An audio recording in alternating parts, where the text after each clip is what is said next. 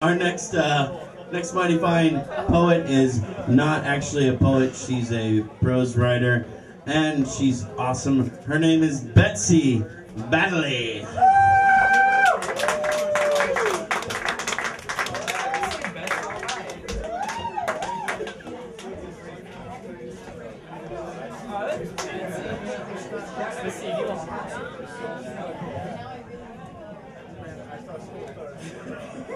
Antares. It was not until the clock struck 10 that Philip brushed the dust off his lapel and stood again. The fall had been abrupt and his retaliation slow.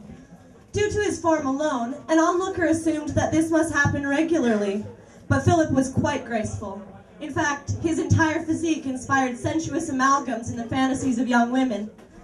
The event that caused his brush with Terra Dura was of an equally shocking nature. Antares is the brightest star in the constellation known as Scorpio. Philip's personality outweighed this brightness exponentially, as he was also a scorpion. Fire prevailed in him.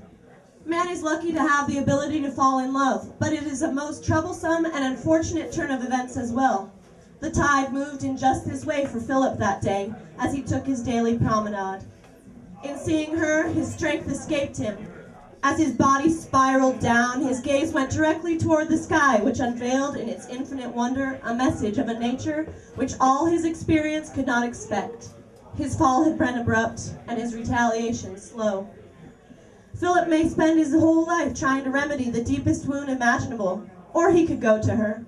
The stars did not command as much as they enticed. What they did not reveal directly, the fates allowed the woman to express herself. But she felt infinitely inept to do so in the presence of Philip. She continued with great determination and with the style that caused Philip's tragedy to happen in the first place. Had she been in his place, she would know that the circumstances that made it moot to tell him that he loved her, but she was convinced that he simply did not understand her.